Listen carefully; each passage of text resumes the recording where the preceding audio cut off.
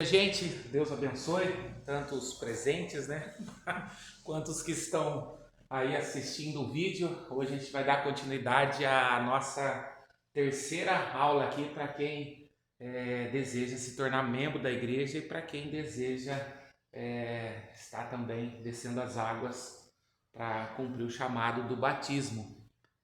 Só para aqui relembrar, nós já falamos algumas coisas, quero voltar um pouquinho aqui, só para a gente puxar um pouquinho aqui do que já foi falado. No primeiro módulo a gente falou da história da Igreja Nazareno, né? A gente acabou utilizando daqueles dois vídeos, um da Igreja do Nazareno nos seus 100 anos e um da Igreja do Nazareno no Brasil dos seus 60 anos. Então a gente conheceu um pouquinho da história do Nazareno, da Igreja do Nazareno, não somente na sua fundação, mas também na sua expansão.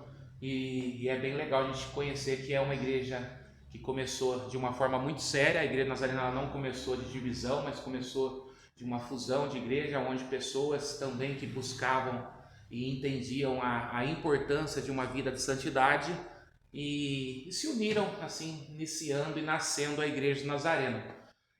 Também no segundo módulo de aula, nós falamos dos nossos 16 artigos de fé. Compartilhei aí 3 vídeos.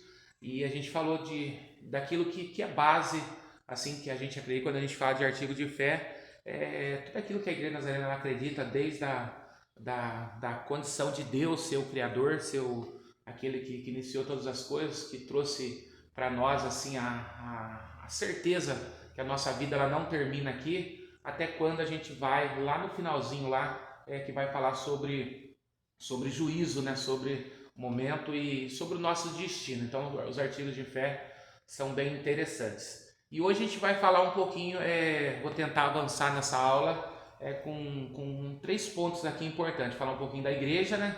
Não somente da igreja universal, mas também da igreja Nazareno, a forma que a gente vê que a igreja do Nazareno ela trabalha, ela é um pouquinho diferenciada, inclusive na forma que ela conduz algumas coisas. A Igreja Nazarena é muito equilibrada. Então depois a gente vai falar um pouquinho da nossa declaração de fé e vamos avançar e tentar também falar da nossa organização e governo.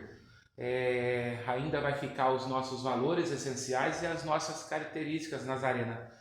Possivelmente semana que vem eu não vou falar disso, vou falar dos sacramentos e do batismo, porque também é importante a gente estar falando principalmente do batismo para as pessoas que vão se batizar.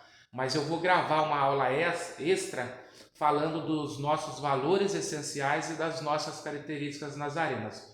Mas vamos avançar hoje e falar um pouquinho da igreja. A Igreja Nazarena, desde a sua fundação, ela é uma igreja conectada.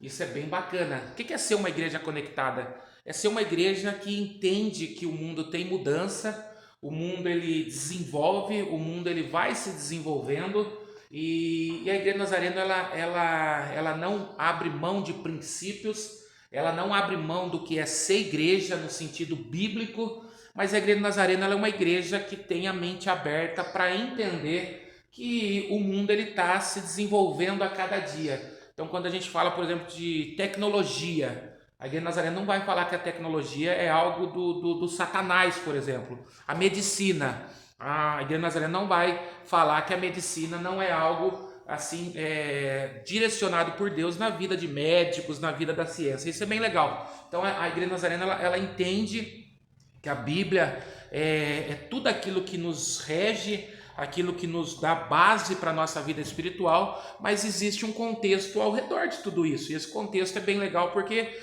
o mundo ele vai se desenvolvendo e a gente também tem que entender que a igreja em alguns momentos tem que se desenvolver também. Mas vamos lá.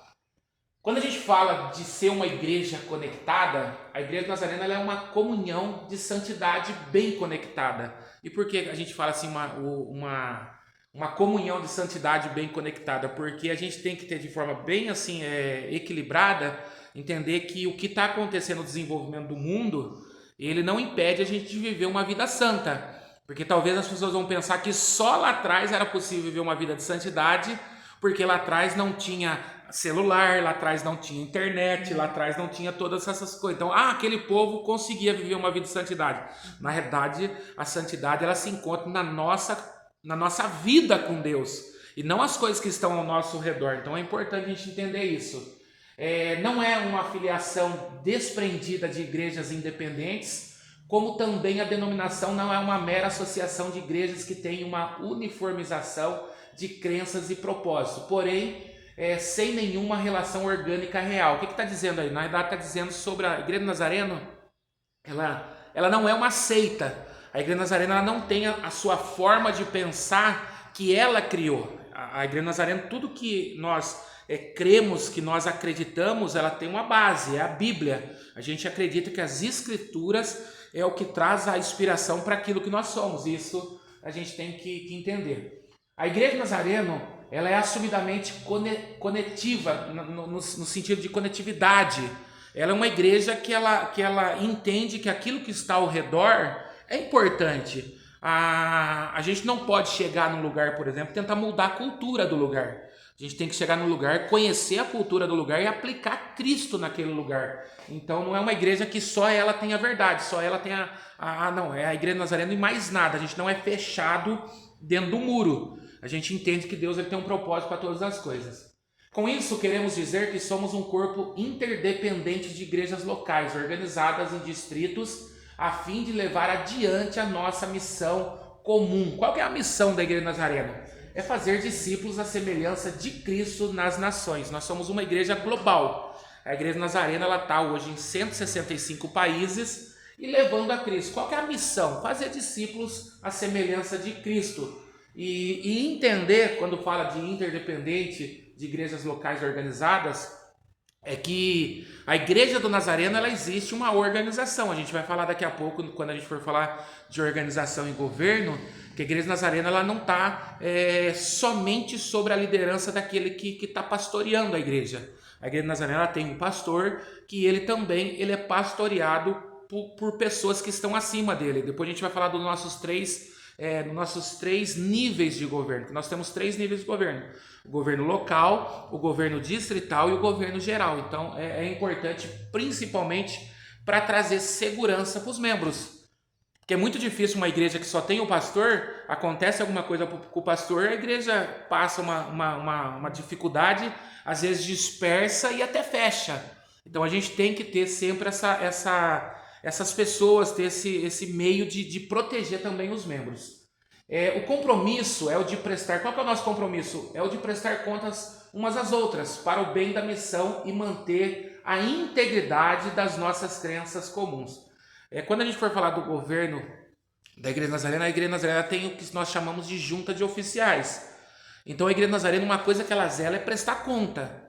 Tudo que acontece, a gente tem que prestar conta. O pastor, por exemplo, ele não é responsável por receber dízimo, por receber oferta. A gente tem uma pessoa específica, que é o tesoureiro da igreja, e junto com o tesoureiro da igreja é orientado também a ter uma comissão financeira, para que possa gerenciar essa parte administrativa da igreja, essa parte dos recursos. Porque hoje, que a gente for ver, o que mais traz dentro do meio evangélico, assim, uma discussão, uma desconfiança, é a parte financeira. As pessoas hoje, elas desconfiam muito quando não tem uma prestação de conta, não é transparente. A Igreja Nazarena, ela zela muito por essa transparência financeira e isso é muito legal. Se a gente avançar, ainda falando de uma igreja conectada, como uma igreja conectada, nós compartilhamos crenças. Foi aquilo que eu falei. A Igreja Nazarena não é dona da razão. Então, da mesma forma que nós acreditamos em algumas coisas, há outras igrejas também que acreditam naquilo que a gente acredita e a gente não compartilha daquilo que só nós somos salvos. Na verdade, nós acreditamos que a placa da igreja, a denominação, com certeza é importante, mas o que prevalece é o reino de Cristo. Então, tanto nós como outras igrejas que pregam a Bíblia, crê em Jesus como único e suficiente Salvador, serão salvos. Nós compartilhamos essas crenças, compartilhamos valores também.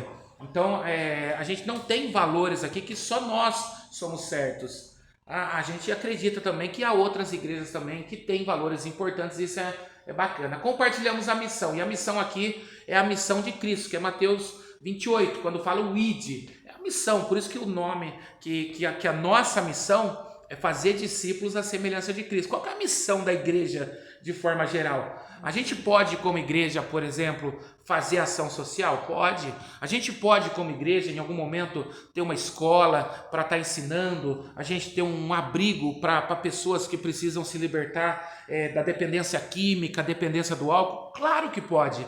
Mas quando a gente fala da missão, a missão ela sempre tem que começar e terminar em Cristo. Tudo que a igreja vem fazer, seja na distribuição de cesta básica, seja no auxílio de um gás para alguém, aquilo tem que ser para a pessoa ela conhecer Jesus. Tem que ser algo que leva a pessoa a ver que Jesus está de alguma forma atuando na vida dela. Isso é importante.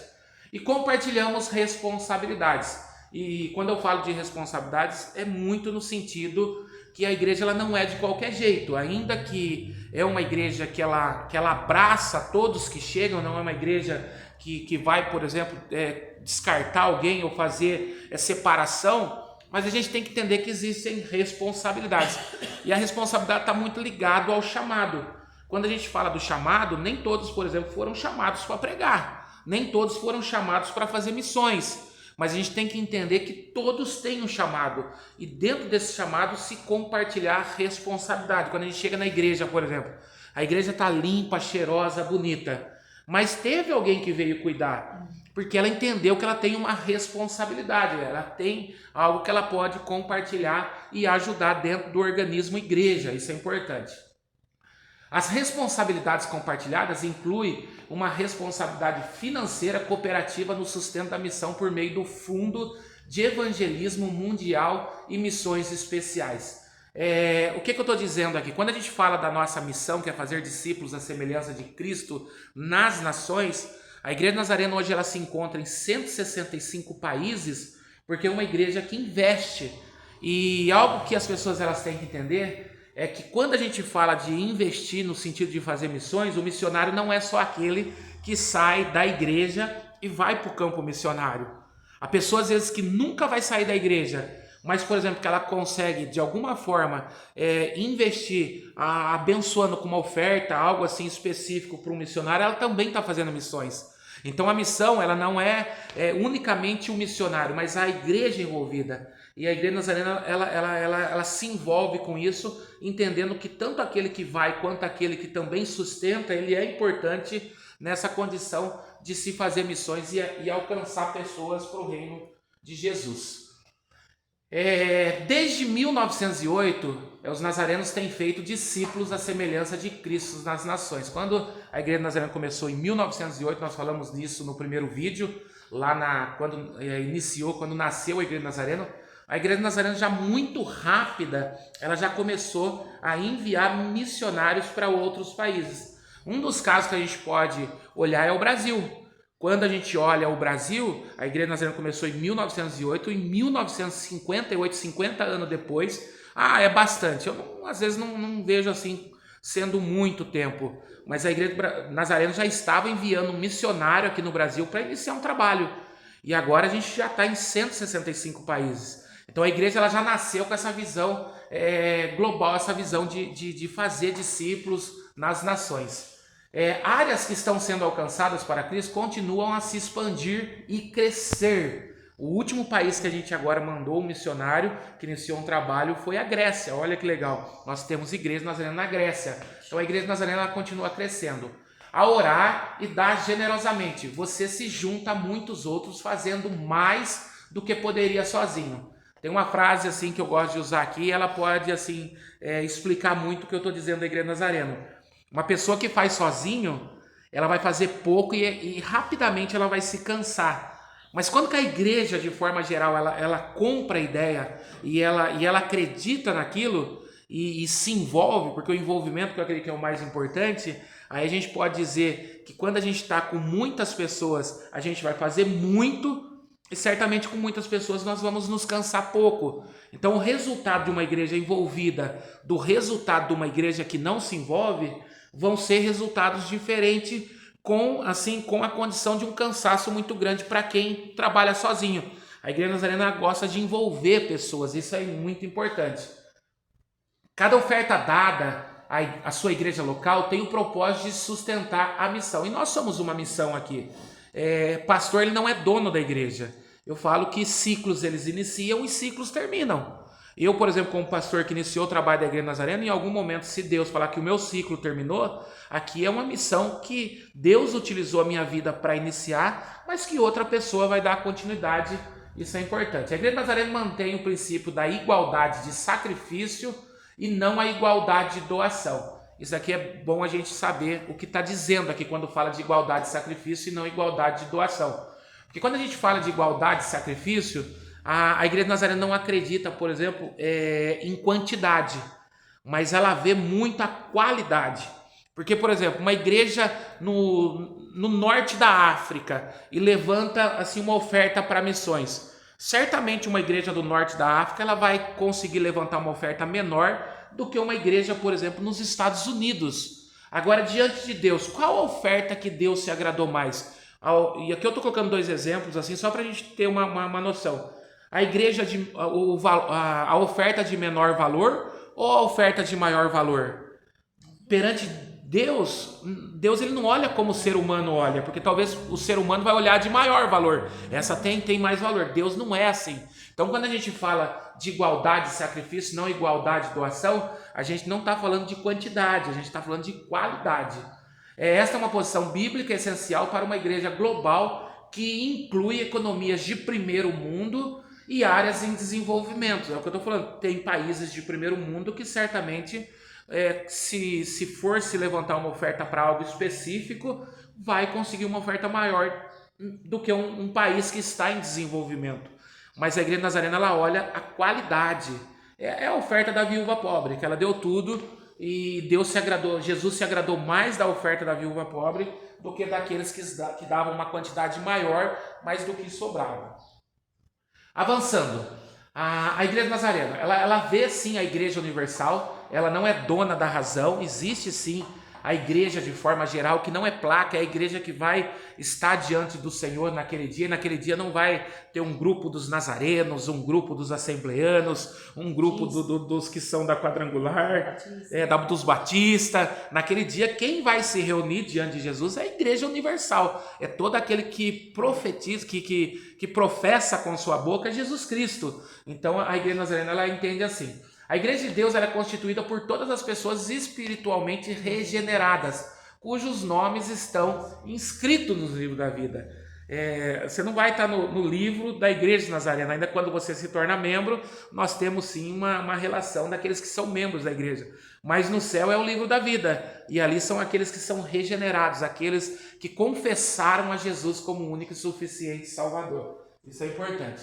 Só que também nós acreditamos nas igrejas individuais. As igrejas individuais são constituídas pelas pessoas regeneradas, que nasceram de novo. Quando a gente fala de regeneração, é o novo nascimento, por permissão providencial e direção do Espírito Santo, e associam para a comunhão santa e ministério. Então nós temos que entender também que da mesma forma que naquele grande dia vai ter a Igreja Universal, toda pessoa que confessou Jesus como único e suficiente Salvador, eles vão estar diante de Jesus. Mas no mundo existem também as igrejas individuais. E é importante a gente saber disso, porque, por exemplo, uma Assembleia e uma Batista são igrejas diferentes, principalmente no sentido de avivada. A igreja Assembleia é uma igreja que você vai ouvir muito fácil, glória a Deus, aleluia, alguém assim, batendo palma, louvando mais alto, diferente às vezes de uma Batista. A Batista é uma igreja mais silenciosa. Então existe sim as individualidades, mas a Igreja do Nazareno, de forma geral, ela compõe-se daqueles que voluntariamente se associam segundo as doutrinas e forma de governo da dita igreja e procuram a santa comunhão cristã. Primeira coisa que eu quero destacar, coloquei até em negrito, ninguém na Igreja do Nazareno ela é forçada a ser nazareno. Então uma das coisas que a gente faz é apresentar o que nós cremos, apresentar o que nós somos, e a pessoa de forma voluntária. Ninguém aqui ele se torna escravo da igreja. Na verdade, a ideia é que você participe de uma igreja que vai te dar liberdade e o desejo de você estar em comunhão e buscar Jesus. Porque hoje também, quando a gente fala de igreja, a religiosidade tem matado as pessoas. As pessoas, às vezes, elas estão dentro de uma igreja porque é tanto peso que é colocado nas costas das pessoas, que as pessoas elas não conseguem se desvincular daquilo. Quando na verdade a Igreja Nazarena ela procura que você esteja presente no corpo, mas de forma voluntária. Vir no culto não seja um fardo, mas vir no culto seja uma alegria. Você chegar e falar, nossa, está chegando o horário do culto, que bom que eu vou estar com a igreja. Isso é importante. Nós acreditamos, por exemplo, voltando aqui só para me pegar um pouquinho, voluntariamente se associam segundo as doutrinas e formas de governo da dita igreja e procuram a santa comunhão cristã. A conversão de pecados, nós somos uma igreja que, por exemplo, eu falo uma frase sempre, Jesus ele chama você exatamente da forma que você está, mas quando você se aproxima de Jesus, é impossível você continuar a mesma pessoa, porque Jesus ele tem esse poder de transformar a pessoa, e o nome disso é conversão. É quando a pessoa ela se rende a Jesus, ela se converte. Acreditamos também na inteira santificação dos crentes. E quando nós falamos da Igreja do Nazareno, eu falei nos artigos de fé da primeira e da segunda obra da graça, são dois atos de Deus na vida de uma pessoa. O primeiro ato de Deus, a conversão. A pessoa ela reconhecer Jesus como único e suficiente Salvador e se converter. Mas a inteira santificação, que é a limpeza do coração, a purificação do coração, acredita mediante a ele ter um encontro com o Espírito Santo. Isso vai acontecer de que forma? Muito na maturidade, no conhecimento. A pessoa chega na igreja, amanhã, por exemplo, ela não vai conseguir mudar todos os hábitos da vida dela. Mas aí entra aquela ação de Jesus. A pessoa ela chega da forma que ela está, mas ela não consegue continuar da forma que ela está. E em algum momento ela vai querer mais da vida dela. E é a hora que ela vai se render totalmente a Cristo, a qual ela vai ter o seu coração purificado e ela vai querer buscar. Porque é tão ensinado hoje, eu vejo até algumas igrejas se pregar no púlpito que todos nós somos pecadores, quando na realidade nós não somos pecadores. Porque a definição de pecadores é alguém que vive na prática do pecado. Então nós temos que entender, se há tantos versículos, eu posso citar 1 Pedro 16, que diz, sede santos, porque eu sou santo. Então o que está nos apresentando a Escritura é uma realidade daquilo que nós podemos viver, que é uma vida de santidade. A gente pode sim viver uma vida de santidade. Mas de que forma? Quando a gente busca isso. E se a gente buscar isso, o pecado ele não se torna algo frequente na nossa vida, mas se torna, em algum momento ele pode acontecer, mas acontecendo a gente se recorre a quem? Recorre a Jesus. A gente se arrepende e continua e segue em frente. E isso é importante. Manifesta na primitiva igreja do Novo Testamento, juntamente com a pregação do Evangelho e de toda a criatura. A Igreja Nazarena ela zela pelas Escrituras. O que não pode faltar? Não pode faltar palavra. Nós podemos ter todas as atividades do mundo dentro da igreja, sendo atividades que agradam a Deus. Mas, quando eu falo de atividades que agradam a Deus, a gente pode ter dança, a gente pode ter louvor, a gente pode ter teatro, a gente pode ter alguma apresentação específica das crianças, dos homens, dos ministérios das mulheres. Mas o que não pode faltar? Mensagem. Nós precisamos, como igreja, ser uma igreja que zela pela palavra de Deus. Terminando agora, a gente falou de igreja, a gente vai avançar um pouquinho e falar da nossa declaração de fé. Vamos lá. Falando um pouquinho da nossa declaração de fé, o que é a declaração de fé? Na verdade, é algo que a gente vai declarar como nossa fé. O nome já fala, é uma declaração de fé, é algo daquilo que nós acreditamos. Reconhecendo o direito e privilégio de alguém ser membro de uma igreja se baseia no fato da sua regeneração. Assim, só para entender, o que nós precisamos? Nós estamos fazendo esse curso para as pessoas que desejam se tornar membros da Igreja do Nazareno e também estar se batizando. Mas qual que é a primeira coisa para mim me tornar membro da Igreja do Nazareno? É eu entender a regeneração. Eu já ter passado pelo novo nascimento. Porque não adianta eu querer ser membro da Igreja do Nazareno se eu nem entreguei a minha vida para Jesus ainda. Então eu nem acredito que Jesus é o único Salvador. Então fica meio incoerente a pessoa querer se tornar membro da Igreja do Nazareno se ainda ela nem conseguiu ainda reconhecer Jesus como Salvador. Então uma das coisas quando a gente fala da nossa declaração de fé, a pessoa, a primeira coisa que ela tem que ter assim, de forma muito clara é que Jesus é o único caminho, a única verdade, e só Ele e através dele que nós temos vida. Devemos requerer somente uma declaração de fé essencial à experiência cristã. Ah, mas o que eu preciso para ser membro da Igreja Nazareno? Primeira coisa, você precisa falar que você reconhece Jesus. Ah, mas eu preciso de um documento, eu preciso... Claro que é importante algumas coisas, mas a primeira coisa é você falar, não, eu creio unicamente em Jesus como meu suficiente Salvador. Isso é importante.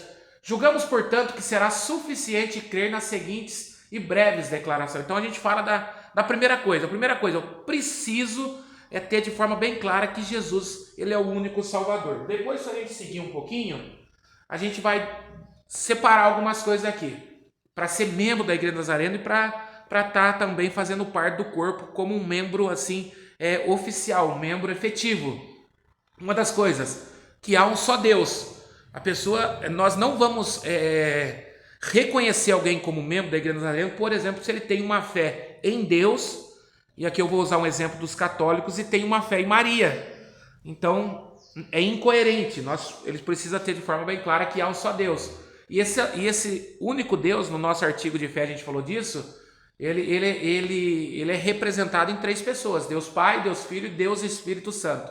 Outra coisa, que as escrituras do Antigo e do Novo Testamento, dadas por inspiração plena, incluem toda a verdade necessária à fé e à vida cristã. Para ser recebido como membro também, eu tenho que acreditar que a Bíblia, unicamente só a Bíblia, é o suficiente como manual de vida para nós. Nós não precisamos ter outro livro, nós não precisamos ter algum material auxiliar para nos conduzir ao céu. Unicamente a Bíblia, ela é o único, assim, a única verdade necessária para a nossa vida cristã. E também que todo ser humano ele nasce com uma natureza corrompida e é, portanto, inclinado ao mal, e isto continuamente. O que está dizendo? Eu tenho que entender que a minha natureza é uma natureza inclinada para o mal. Mas ao chegar, ao me aproximar, ao entregar a minha vida para Jesus, que Jesus ele tem o poder de fazer essa obra na minha vida. Então nós somos uma igreja, qual que é o nosso lema? Santidade ao Senhor.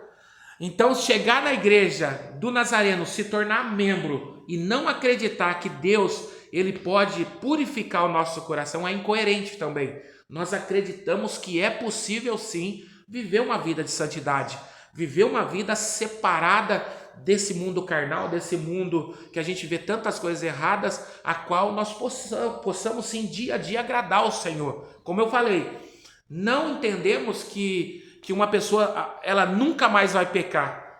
Há momentos que a gente pode pecar, mas se pecar, se arrependa e continua caminhando, porque a vida com Deus ela é uma vida que todo dia nós vamos, certamente pelas artimanhas, porque a palavra fala que o diabo veio para matar, roubar e destruir, ele é o tentador, ele vai tentar nos tirar da santidade.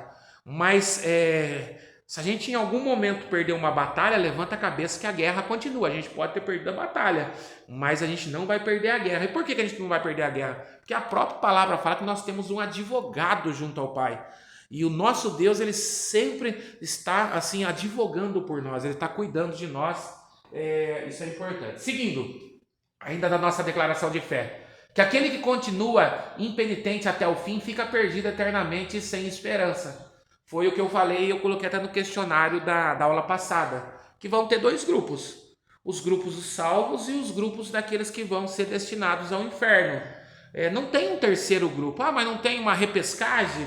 Naquele dia não tem um outro meio. Ah, e os ricos? Se eu pagar alguma coisa, eu não consigo comprar a salvação? Fica esperando isso. Na verdade, não. Na verdade, é o grupo que vai alcançar a glória eterna e o grupo que vai alcançar a condenação eterna. Então, não tem jeito. Isso é algo que a gente acredita. Que a expiação mediante Jesus ela é para toda a raça humana.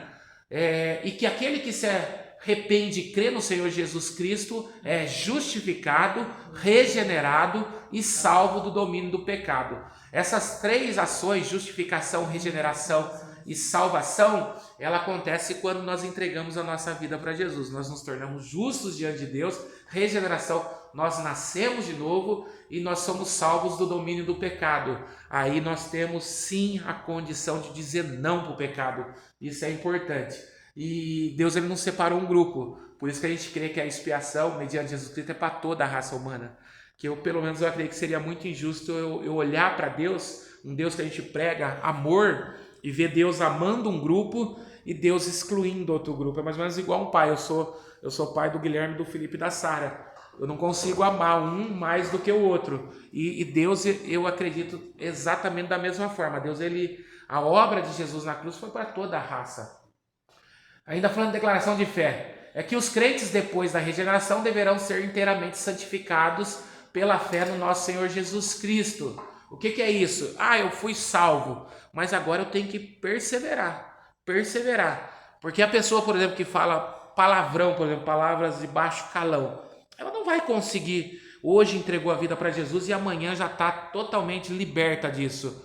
É um processo, mas o fato dela estar inserida no corpo, o próprio Espírito Santo vai trabalhando e vai despoluindo. Às vezes a pessoa está tão contaminada dentro dela, essa descontaminação, ela vai acontecendo. A pessoa tem que entender que eu posso sim parar com isso. Mas eu fumo, eu bebo, eu faço alguma coisa errada. Se ela conhece Jesus, ela tem que entender que agora, aquilo que era impossível para ela, através do poder de Deus na vida dela, ela pode mudar. Aquele que mentia não mente mais, aquele que roubava não rouba mais, porque é a ação de Deus na vida da pessoa. E certamente ela vai ser um grande testemunho, porque às vezes ela vai falar de algo que outra pessoa está sentada, está ouvindo ou está conversando com ela, vai falar, não consigo. Mas quando ele conta, ele vai falar, naquele dia que eu conheci Jesus, Jesus começou a trabalhar na minha vida, isso que você está falando que era impossível para você, também era impossível para mim sem Jesus. Mas Jesus operou na minha vida aí. E é a multiforme graça de Deus na vida de uma pessoa, de transformar, porque Deus, ele transforma a vida de uma pessoa. Que o nosso Senhor, ele voltará, os mortos serão ressuscitados e se realizará o juízo final. Na verdade, isso aqui é o grande dia. É o dia que o Senhor Jesus, ele vai voltar, a segunda vinda de Jesus ali. Todos, os vivos, os mortos, eles vão se apresentar diante do trono ali do Senhor e se realizará o juízo. E esse juízo, na verdade, é o julgamento. E é aí para dividir. Alguns serão julgados para herdar a glória eterna, alguns serão julgados, infelizmente, para participar da morte eterna, que nós possamos participar do grupo da glória eterna.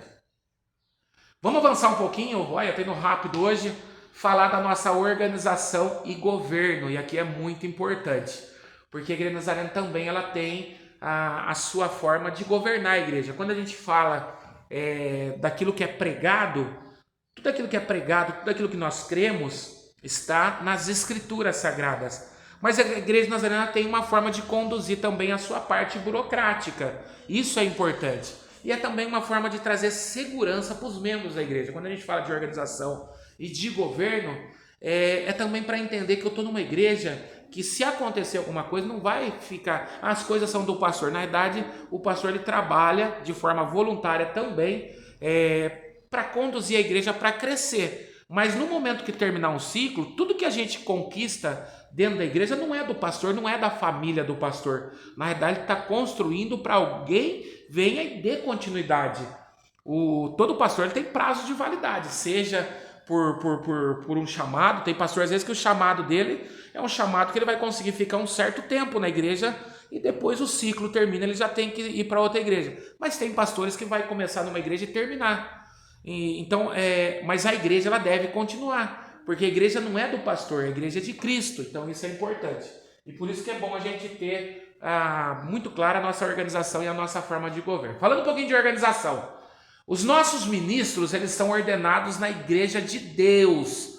Quem reconhece o chamado do pastor? É o seminário. A gente tem o nosso seminário lá, são 55 matérias, se não me engano, agora não me falha a memória, e a gente fica estudando 4 anos. Mas quem forma o pastor não é o seminário. O pastor ele é reconhecido pela igreja. A igreja vê o chamado, a vocação pastoral. Então, quando a gente fala dos nossos ministros, eles são ordenados na igreja de Deus. A primeira ação de reconhecer o chamado de alguém é a própria igreja. A própria igreja acaba vendo alguém e fala, nossa, essa pessoa ele tem um chamado para ser pastor. Isso é importante. E a gente vai ver pessoas, às vezes, que ela tem dificuldade de ser chamada de pastor. Porque às vezes a igreja não consegue reconhecer. Já tem outros que nem seminário fez ainda, e de repente as pessoas chamam ele de pastor com uma naturalidade, porque a igreja está vendo um chamado na vida dele. E nossas congregações são expressões concretas da Igreja Universal. Porque a Igreja Nazareno ela tem o que nós chamamos as igrejas locais. Então as igrejas locais elas representam também a nossa Igreja Universal. Os ministros e leigos da igreja local e distrital discernem e afirmam a presença dos dons e graça necessária em assembleia distrital. Elegem aqueles que devem ser ordenados como ministros. Quando a gente olha aqui, a Igreja do Nazareno ela tem 3 níveis de governo. O governo local, o governo distrital e o governo geral. Nós, dentro do governo local, nós podemos eleger os nossos ministros locais. Mas um ministro distrital, ele é alguém que dentro de um âmbito maior, se agora tivesse uma lousa aqui, seria mais fácil de eu explicar, mas seriam 3 círculos. Um círculo pequeno, que representa a igreja local, um círculo que vai estar em volta desse círculo menor, que representa a igreja no nível distrital, e um círculo maior, que é o nível de governo geral. Então, no círculo menor, são as coisas relacionadas à igreja, no âmbito local. Então, por exemplo, nós como igreja local, a gente pode assim reconhecer o chamado de alguém e colocar assim, apresentar ele como um ministro local. Então, como ministro local, ele foi reconhecido pela igreja que ele tem um chamado e pode começar a exercer algumas funções dentro da igreja. Mas quando a gente vai para o círculo maior, dentro da Igreja Nazareno, é o que nós chamamos de o ministro distrital. Então agora ele não é somente reconhecido como alguém que foi chamado por Deus pela igreja, mas agora ele também, num âmbito maior... Os locais hoje, por um exemplo mais básico, pode ser um líder de ministério? Ele é o ministro local?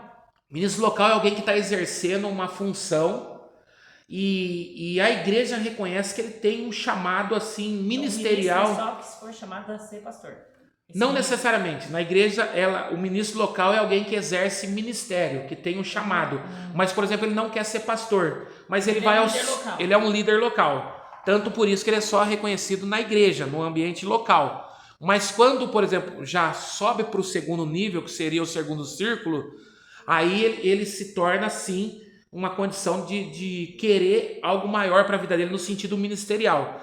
No âmbito local, qualquer pessoa que está desenvolvendo o chamado, ele pode ser um ministro local. Mas no segundo círculo, que é o ângulo distrital, um âmbito maior, aí ele tem que ser um pastor. Ele tem que entender que ele tem um chamado pastoral e tem que, com certeza, ir para o seminário, cumprir os requisitos. Inclusive, quando ele chega no âmbito distrital, aí ele também tem que ser entrevistado.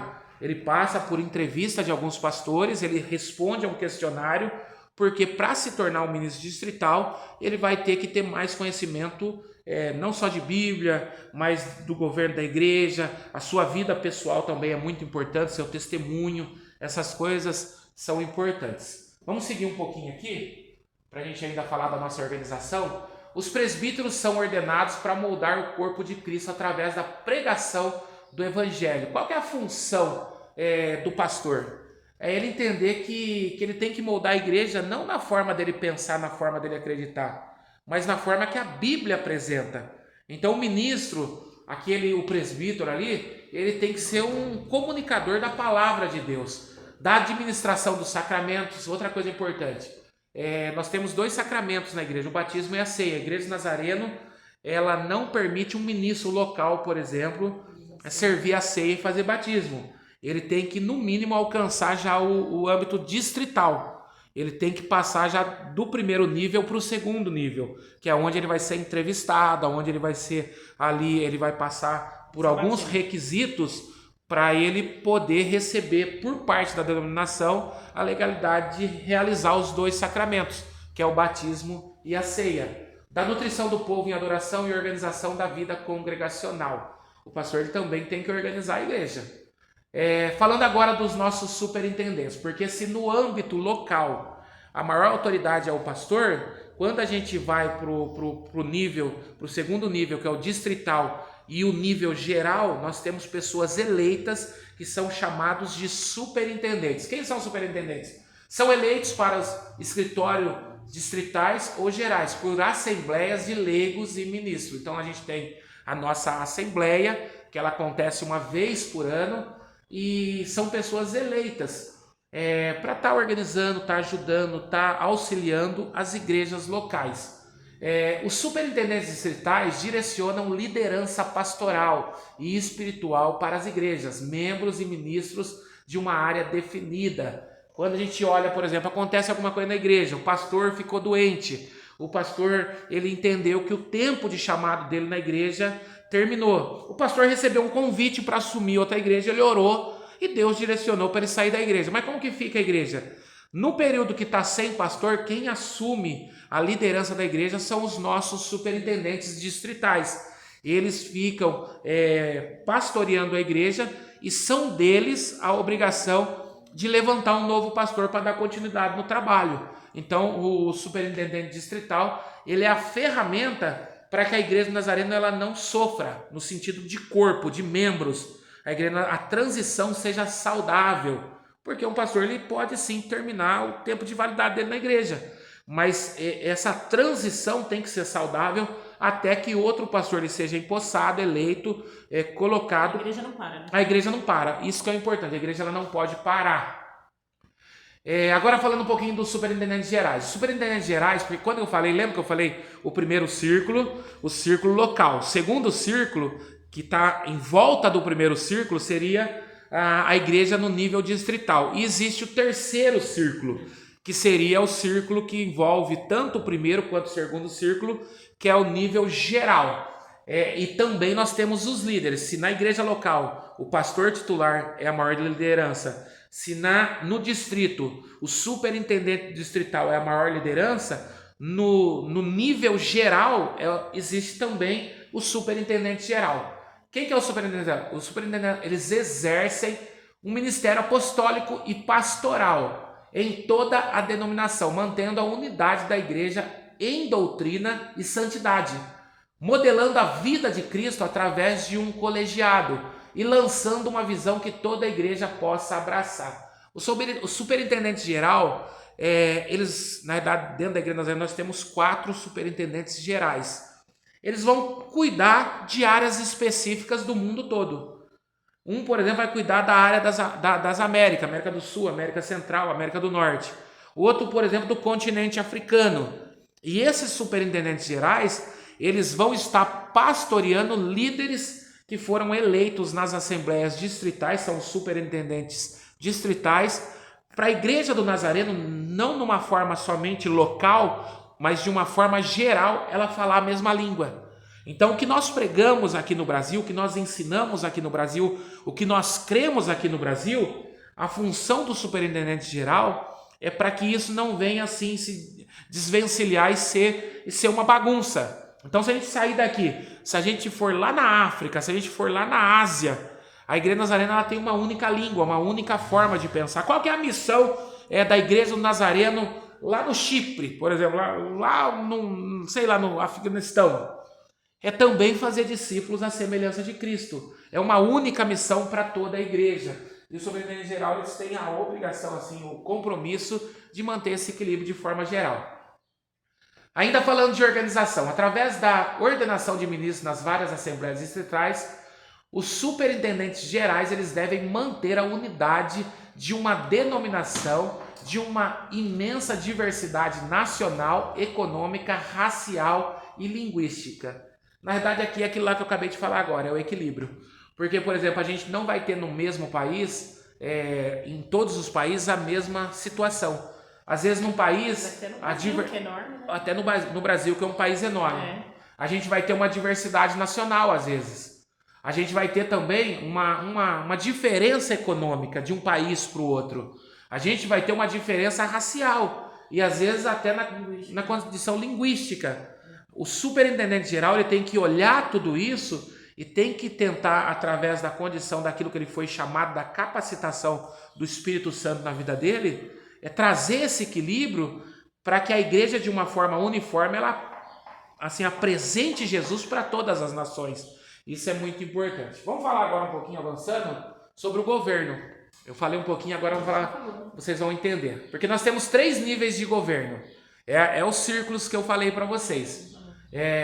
Primeiro nível, o nível local, que são as congregações, elas elegem os seus delegados para representá-los na Assembleia Distrital. E aqui, se você começar a olhar, você vai entender. Porque, por exemplo, quando a gente fala do nível local, a gente também tem a Assembleia Local. Na Assembleia Local, a gente vai eleger delegados, juntamente com o pastor, com os pastores, eles vão participar da Assembleia Distrital. Então, eles são aqui pela igreja local, a gente vai eleger pessoas que vão ser enviadas para a Assembleia Distrital. Quando a gente vai para o segundo nível de governo, as Assembleias Distritais elas elegem os delegados para a Assembleia Geral, que acontece a cada 4 anos. A Assembleia Local e a Assembleia Distrital ela acontece anualmente, mas a Assembleia Geral ela acontece a cada 4 anos. Por quê? Você vai entender. Na Assembleia Local, a igreja elege pessoas para participar da Assembleia Distrital. Na Assembleia Distrital também vai ter votações, assim como vai ter na Assembleia Local. Na Assembleia Distrital, quem que pode votar? Aqueles que foram eleitos na Assembleia Local. Eles são enviados, e só esses que foram enviados através de votação da Assembleia Local que vão poder exercer a condição do voto. E lembrando que na congregação local só vota quem é membro. Sempre na Igreja do Nazareno só tem a possibilidade de votar quem é membro. Uma pessoa que é visitante, ela chega numa Assembleia Local, numa Assembleia Distrital, ela não pode votar. Na Assembleia Local, que é a Assembleia da Igreja, é só os membros. Na Assembleia Distrital é só quem foi eleito pela Assembleia Local. E continua, porque se a gente for na Assembleia Geral também, as decisões da Assembleia Geral, elas comprometem toda a igreja e todas as suas partes. E na Assembleia Geral, porque também há uma votação na Assembleia Distrital que vai enviar pessoas para a Assembleia Geral. Então, tudo que acontece na Igreja Nazarena não é por imposição, mas é votação. As pessoas elas olham e a igreja ela vai enviar alguém representando para fazer algo específico. Por isso que o nosso sistema de governo ele é um sistema representativo. Então pessoas são eleitas para representar a igreja para algo específico. Isso é bem legal. Seguindo um pouquinho, agora falando da igreja local. A Igreja do Nazareno, ela deseja que todos experimentem a graça transformadora de Deus através do perdão dos pecados e a purificação do coração de Jesus Cristo através do poder do Espírito Santo. Então, nós queremos que todas as pessoas passem por essa transformação, por esse encontro com Deus. A nossa primeira e principal missão, já falei muito disso aqui, é fazer discípulos à semelhança de Cristo nas nações. Essa é a nossa missão. Nós temos que levar Cristo a outras pessoas, incorporar crentes na comunhão e na membresia. Por que nós estamos fazendo esse curso? Porque o desejo é que outras pessoas cheguem e façam parte da nossa igreja. Equipar, ensinar no sentido, para o ministério, todos quantos respondam em fé. Todos na igreja eles podem servir. Ah, mas eu não sei fazer nada. Pode ter certeza, você tem sim algo que você pode fazer. Nós acreditamos nisso. O alvo final da comunidade de fé é apresentar todos perfeitos em Cristo. Deixamos ali um versículo, Colossenses 1:28, no dia final. Porque se nós pregamos santidade, nós não pregamos santidade porque é bonito. Nós pregamos santidade porque nós acreditamos que uma pessoa ela pode viver uma vida separada, uma vida na vontade do Senhor. E na igreja local que a salvação, o aperfeiçoamento, o ensino, o comissionamento ocorrem. Tudo começa na igreja local. Ainda que a gente tem 3 níveis de governo, local, distrital e geral, mas tudo na vida de uma pessoa começa na igreja.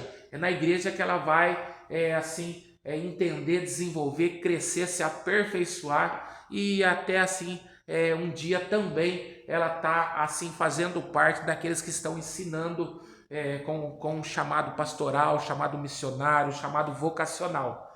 A igreja local, o corpo de Cristo, é a representação da nossa fé e missão. Tudo é igreja, começa na igreja local. A igreja local é onde envia missionários, a igreja local é onde a gente, ao participar dos cultos, ao estar envolvido nos ministérios, a gente está expressando também a nossa fé.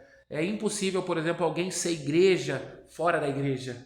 A gente tem que entender que existe aí uma ideia, eu sou igreja.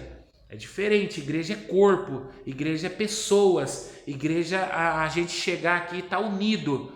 E é diferente de ser templo. Quando a gente fala de ser templo e ser igreja, são 2 coisas diferentes. Eu devo sim ser templo do Espírito Santo, atuando nos lugares aonde Deus me coloca, mas a unidade da igreja não deve se perder, que é a unidade do corpo de Cristo. Isso é importante.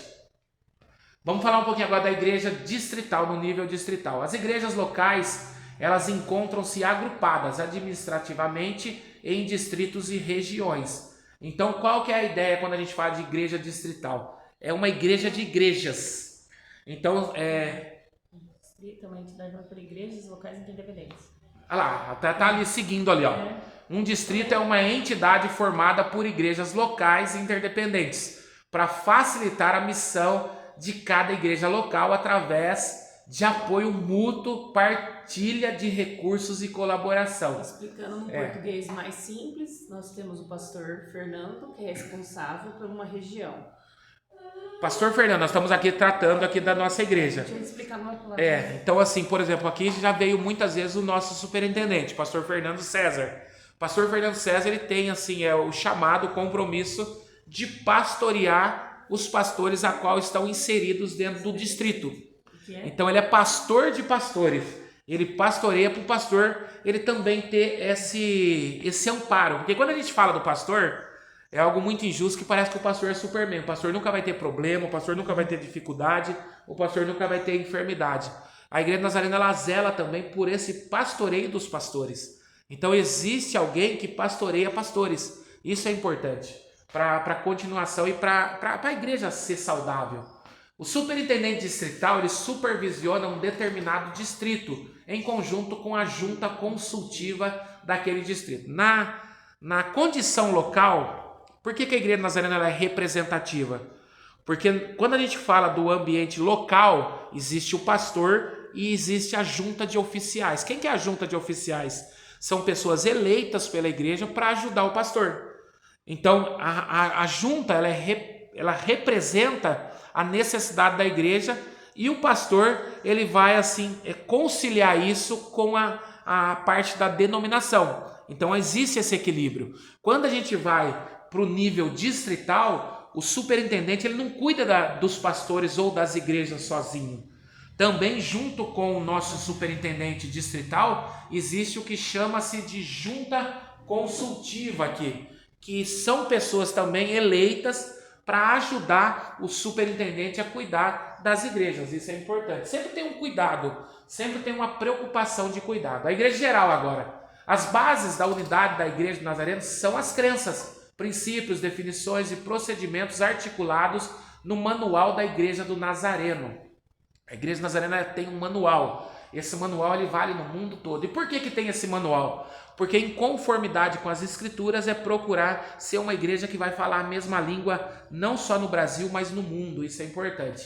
A essência dessa unidade está declarada nos artigos de fé do nosso manual. Por que eu falei dos artigos de fé na aula passada? Porque os artigos de fé, através de todo o conteúdo extraído das Sagradas Escrituras, é para nos mostrar aquilo que nós precisamos ser como crentes. Então, por isso que são chamados artigos de fé. Encorajamos a igreja em todas as regiões e línguas a traduzir, a distribuir amplamente e a ensinar essas crenças ao nosso povo. Então o nosso manual ele nos ajuda a manter de forma organizada o que nós somos como Igreja Nazarena no Brasil, ser também como Igreja Nazarena no mundo. O manual nos ajuda nisso, isso é importante.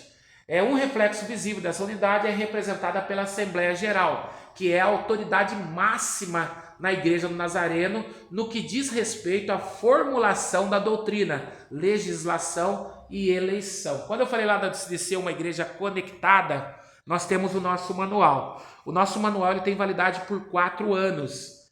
Só que por ser uma igreja conectada, teve um período aqui, só usando de um exemplo, que o crente da Igreja Nazarena não podia ir no cinema. No meados do ano 90. Não podia ir no cinema. Mas por que, pastor, não podia ir no cinema? Porque a Igreja Nazarena é uma igreja com raízes americanas. E na época existia aqueles cinemas que as pessoas iam com o carro, tipo os drive lá assistir. E muitas adolescentes ficavam grávidas no cinema. Eles iam não só para assistir o filme, mas para fazer outras coisas.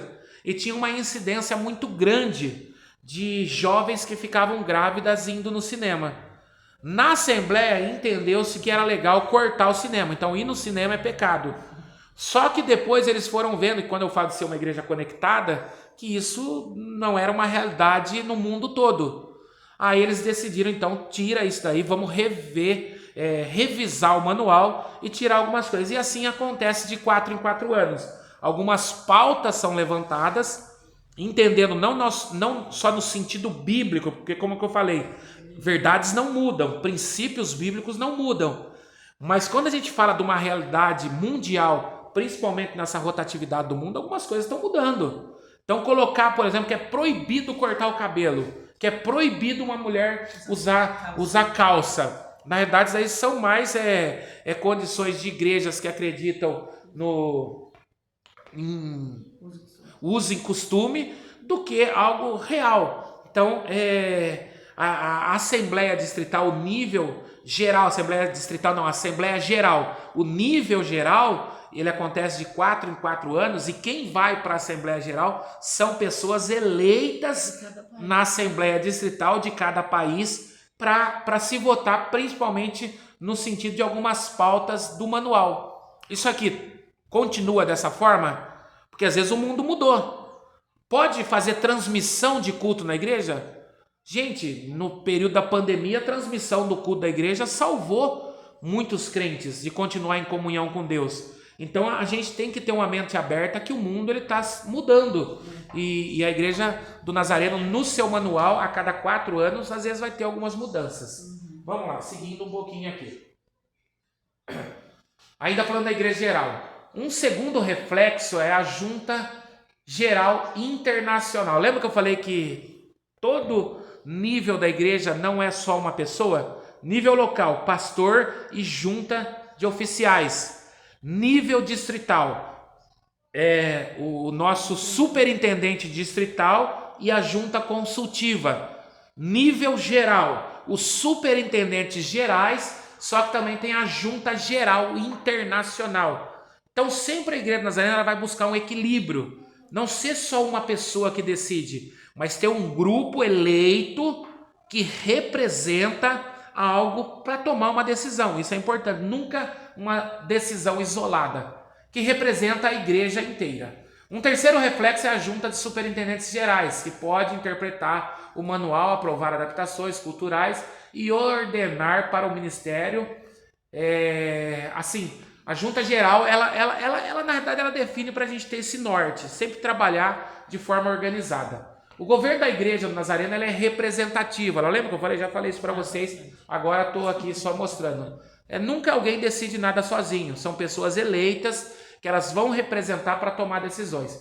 E assim evita os extremos do episcopado por um lado e do congregacionalismo ilimitado por outro. Porque fora o nosso sistema de governo, que é o representativo, existem 2 sistemas de governo que assim são muito conhecidos, que é o episcopal, que quem manda é só o pastor, e o congregacional, que quem manda é só os membros da igreja. A Igreja do Nazareno, ele tentou um meio termo. Então qual que é o meio termo? Equilibrar. Não é só o pastor que manda, mas também não é só a igreja que manda. Então por isso que a gente tem esse meio termo É um governo representativo. A igreja é mais do que conectada, ela é interconectada. Olha que legal isso daí. Os laços que nos unem são mais fortes do que o único cordão, que pode ser cortado a qualquer momento. Qual é a fonte do nosso laço comum? É Jesus Cristo. Porque quando a gente fala de tudo que a gente falou aqui, de cultura, a gente fala assim da política, porque cada país às vezes tem um sistema político. Quando a gente fala de formas de pensar, então a Igreja Nazarena ela não vem para confrontar, porque cada país tem a sua origem, tem a forma. Ninguém assim, por exemplo, vai chegar num país para tentar chegar e falar assim, está tudo errado, a gente chegou aqui para mudar. Mas quando a gente centraliza em Jesus, aí é algo assim que a gente vê quando a gente fala assim de não ser só uma igreja conectada, mas ser uma igreja interconectada, é uma igreja que entende que em qualquer lugar, qualquer forma de pensar, qualquer cultura, qualquer raça, Jesus ele pode transformar. É Jesus que transforma, não é o ser humano, não é a igreja do Nazareno. Então, quando a gente tem a nossa missão, que é levar Jesus assim a todas as nações, é porque o único que tem poder de mudar, de transformar é Jesus. Nós somos uma igreja cristocêntrica. O que é uma igreja cristocêntrica, pastor? É uma igreja que sempre Jesus vai estar no centro. Amém? Terminamos? Ô, glória aí! Mando para vocês essa terceira aula. Quem esteve presente, eu acredito que conseguiu adquirir mais conteúdo, mas que Deus abençoe muito a sua vida, em nome de Jesus. Semana que vem a quarta aula. Abraço!